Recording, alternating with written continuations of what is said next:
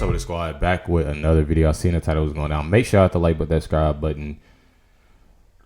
This is actually a video that I definitely was geeked to check out because we all know something needs to happen where. Fani Willis is back in the news. New development in her disqualification case. A Georgia appeals court is agreeing to review the ruling that allowed the Fulton County District Attorney to stay on former President Trump's election interference case. And Trump's team is accusing Willis of having a conflict of interest over her romantic relationship. Was it romantic? I don't know. He never said he loved her. We could get into it, but we won't. I'll start to sound like Stormy. The special prosecutor she assigned to prosecute Trump was someone that she ended up being involved with. Or maybe one predicated the other. We don't know. Jonathan Siri is live in Atlanta with more. Jonathan. Hi there, Harris. That order that is under appeal allowed Fani Willis to stay on the case on condition her former boyfriend Nathan Wade stepped down. But the defense argues that's not enough. He excused himself from the case, but our argument is that basically this does not right the wrong. There should be disqualification. This case is selective prosecution. It's persecution at its best, and now we get to be heard on that. District Attorney Willis had hoped to bring the former president and his associates to trial in August, but the court's decision to hear the appeal is all but certain to push opening arguments well past the November presidential election and leaves in question whether Willis will be the one delivering those opening arguments. Legal analysts say this is a big win for the defense because it keeps the focus on Willis and further delays the prosecution because the first of two terms in which the busy appeals court could take up the issue does not begin until August. Georgia State University law professor Anthony Michael Kreis says the prosecution will be lucky if this case goes to trial in spring of 2025. Harris? Wow, that's an interesting nugget of information. Jonathan, thank you very much. Fani Willis, why didn't the judge just pull them both off? Should have. I mean, you're asking a question that I think most of America was feeling even before the judge issued the ruling. It's basic common sense as you see the fact pattern.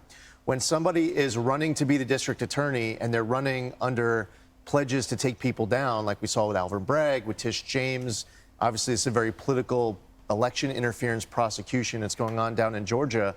There are a lot of Americans who might not be supporters of President Trump. They're independent-minded Americans who see that this is a political prosecution. Now you add the dynamic of this. I like those words because it gives off what it truly is. You have independent people, even if it's people that is on the left, and they're just like that because there are people. There are a lot of people I'm telling y'all, that's Democrats that's looking at like, dang, they for real doing this? They really doing this right now?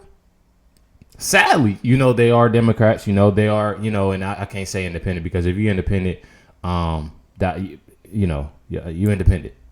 Can't fight with that.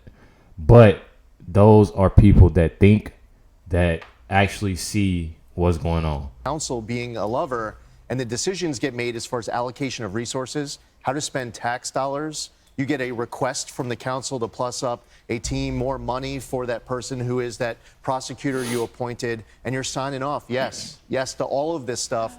To answer your question bluntly, I think a lot of Americans were sure hoping that that judge was going to do the right thing here as opposed to trying to play it both ways. Irrespective of what they were doing, in their private lives. And again, he's not her boyfriend. He was married. No one wants to talk about that, I guess.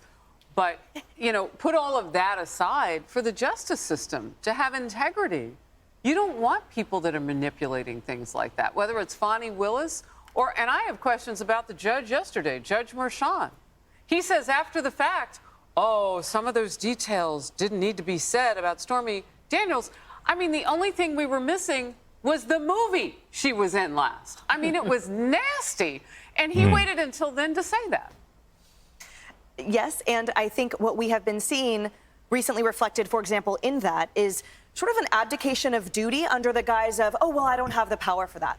We've seen it in our president. We've seen it now in Judge Merchan, who certainly did have the power to stop it, to sustain defense's ongoing objection to that testimony as being irrelevant and prejudicial, and to say, I'm going to cut in.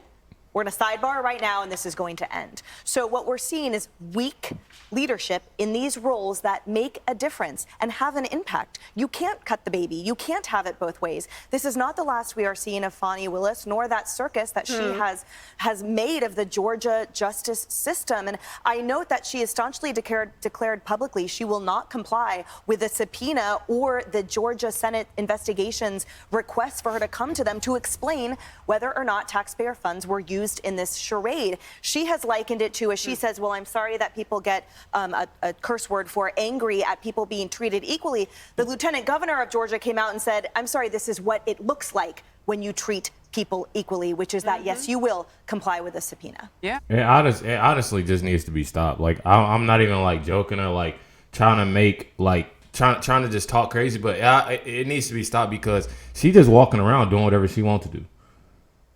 Literally, like she's saying whatever she want to say, doing that, and that people that gets on my nerves. I'm telling you, it gets on my nerves. And there's people that comment and say, "Oh, Fani, she did nothing wrong. They just messing with her. They doing it." Come on, now, it's right in front of your face. Consequences, Tammy. I think that what people are realizing is that Georgia, Fani Willis, underestimated Trump, underestimated the American people, overestimated herself. But the larger issue here is when it is a political prosecution and everyone is on board, even subconsciously or silently, you can't rock the boat. Because then if you're an elected official, if you want to be invited to the parties, if you want to continue in your job in some fashion, that you would be the one to blow up the ship. It's like, what are you doing? So that is one of the core problems with the political prosecution is that either people are silent, don't want to say anything to disrupt it, and when they really should, they don't, and the entire framework, Harris, as you noted, begins to collapse. It's like the jury. It only takes one. So Yeah. Apparently in lawfare, it only takes one to mess up. And then it's broken. Despite not being disqualified from this case, what the judge found was really bad for both of them. And I just want to remind you of what the judge wrote. He said there's an odor of mendacity.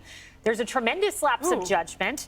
The unprofessional manner of the DA's testimony, he referred to that, a significant appearance of impropriety that infects the current structure of the prosecution team. So he found that despite there being an appearance of a conflict of interest, that did not demand disqualification. The American public looks at this and just says, something is afoul here. This should not be, she should not be on the case. We always knew this interlocutory appeal was coming. It came, and it's not just this. Remember, the Senate investigation to which Emily refers, there are 12,000 contacts between Nathan Wade and Fani Willis. 10,000 of them are text messages. If the Senate gets those, more information comes out. Bye-bye. Not going to see this in 2025. Maybe won't see it ever. It turns out that a lot of the salaciousness that they had hoped to bring against Donald Trump actually involves the people who are, who are prosecuting, Great testifying. point. I mean, it's a lot. Yeah. Great Okay. point. Hey, everyone. Telling y'all, we see it. Some was telling me that something was gonna happen with Fani. We couldn't let nothing slide. Just know that things are there obviously are negative things. The stuff that's going on with Judge Merchan. There's a lot of corrupt people.